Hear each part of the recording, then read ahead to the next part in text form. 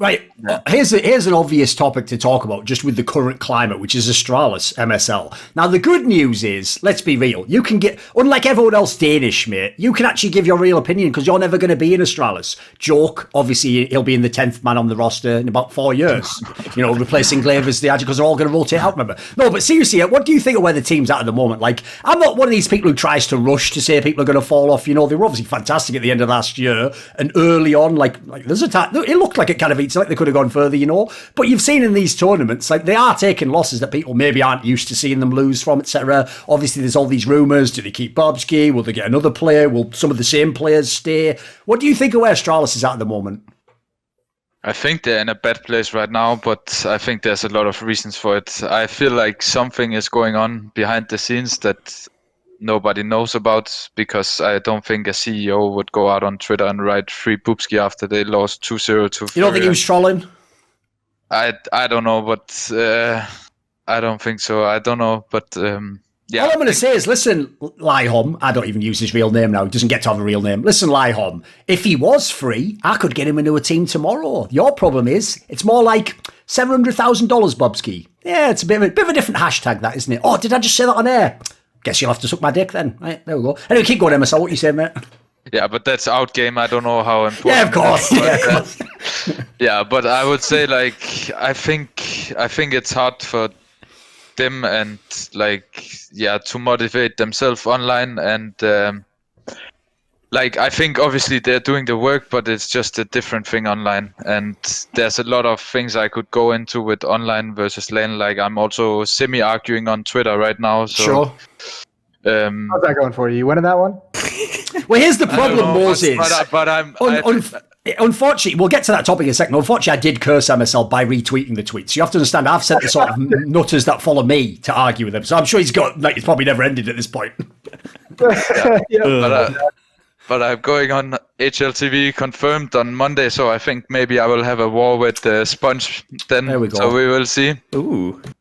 But I think my opinion is that they will come back once it land, because I think when you have won so much as they have done, I think it's hard to keep it up online. And many people will say it's an excuse, but I just think it's a reality that it's so much different online. And one of the things with Astralis is that they get so many easy kills on lane, because people, when you go on lane, there are so many things like communication is not as good because the sound is not as good. You can hear the crowd. There's a lot of things going on, and I just think Astralis gets so many easy kills because of their structure and because people make easier mistakes. Yeah. All you need to know, I feel like the big thing to me that stood out when we went into the online era was there was that quote from Glaive, which was something like, if Bubsky wants to play as the sixth man on this team, he needs to start playing more passively. And look at some of the other guys that are doing well online, man. Like, you think Ikindar's doing that? Like, there is so many players that are doing really well aggressively nowadays.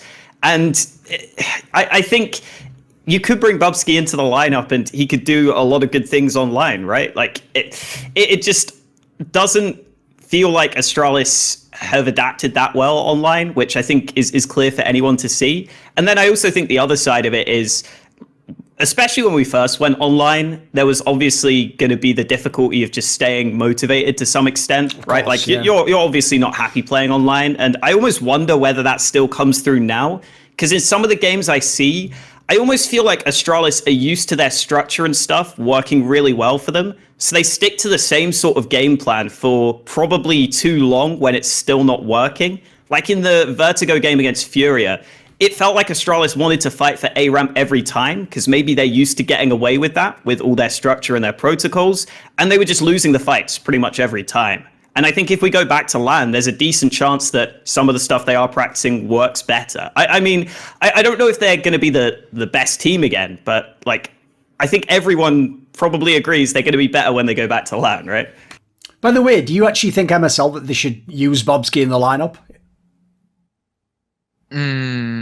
I mean, for this online period, maybe, but I think once they get lane, I think I would not change anything for them. That's my point of view.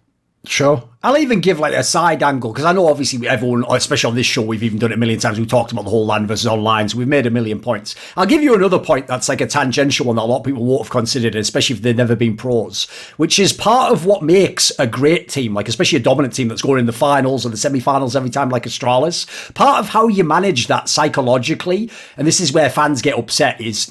Right, I'll just say it straight up. You don't put 100% focus into every single game at the tournament. Like, if you're playing in a group stage, it's not that you don't try. Mentally, you try to. It's just that you can't. Like, you can't make yourself focus for a random game against a team who'll never beat you in the group stage. It's like a meaningless map on LAN when you know that, like, I'm going to play the semi-finals against this team, and then I've got this team that's beaten me. I'm going to play in the final. Like, you sort of conserve your energy in a way. People know when, it's like they know when their brain needs to kick in again. The problem, I think, is if you look online, there are no warm-up games, mate. Like, you can play a team that's ranked 27th. They might just dust you off 2-0. Like, it's brutal. At the moment, you almost have to play like it's the final every game. And who the fuck can keep that up? Like, it is, even the greatest players are just human. Like, everyone's going to have a game like where, you know, lose focus. Obviously, try Gamersofts. There's code Thorin at Gamersofts.gg, 10% off.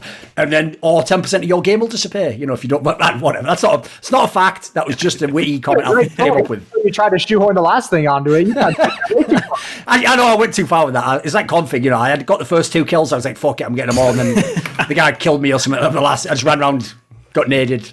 I will say, I think what the online era has essentially done has like made, if you look at like the ranking list on like HLTV, like I think if we go to a LAN, like let's say a LAN is tomorrow, I think essentially like 1 through 15